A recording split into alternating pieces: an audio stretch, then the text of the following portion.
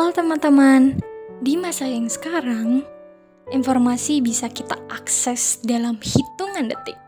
Tapi sayangnya tidak semua informasi yang beredar itu benar ya. Fenomena hoax atau berita palsu menjadi salah satu tantangan paling besar dalam kehidupan sosial dan kewarganegaraan kita hari ini. Melalui video ini, saya akan membahas tentang fenomena hoax, mulai dari pengertian, penyebab, dampaknya terhadap kehidupan bernegara, hingga refleksi pribadi saya sebagai warga negara. Hoax dapat diartikan sebagai informasi yang tidak benar, tetapi disebarkan seolah-olah itu adalah fakta. Nah, fenomena ini sering kita temui ya teman-teman, terutama di media sosial seperti WhatsApp, Instagram, bahkan TikTok. Kadang bentuknya berupa berita, gambar, atau video yang sengaja dipelintir untuk mempengaruhi opini publik. Nah, yang menarik sekaligus mengkhawatirkan, hoax ini seringkali menyebar lebih cepat dibandingkan informasi yang benar. Hal ini menunjukkan bahwa masyarakat kita masih rentan terhadap manipulasi informasi. Kalau kita lihat lebih dalam lagi, ada beberapa faktor yang menyebabkan hoax mudah menyebar. Pertama, rendahnya literasi digital pada masyarakat. Masih banyak masyarakat yang langsung percaya dan menyebarkan informasi tanpa melakukan verifikasi terlebih dahulu. Kedua, faktor emosional. Konten hoax biasanya dibuat dengan judul yang provokatif atau menyentuh emosi seperti rasa takut, marah, atau simpati.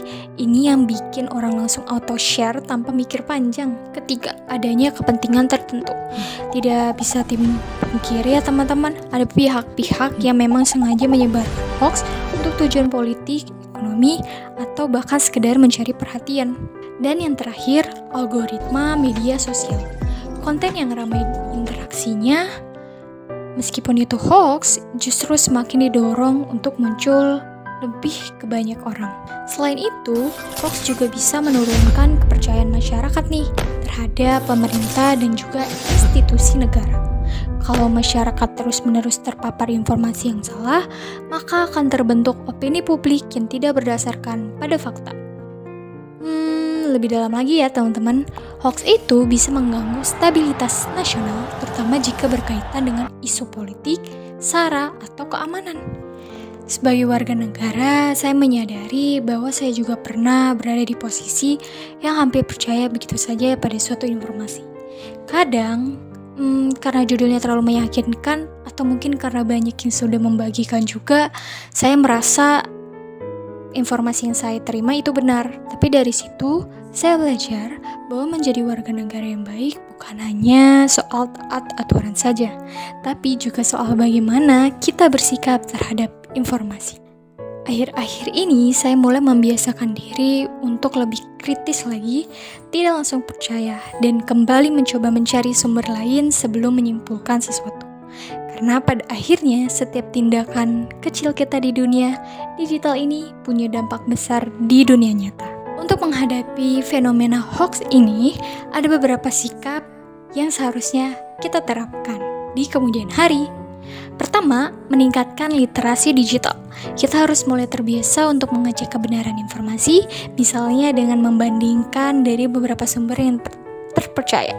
Kedua, berpikir kritis sebelum membagikan informasi. Kalau semisalkan teman-teman ragu, lebih baik informasi tersebut tidak usah disebarkan ya.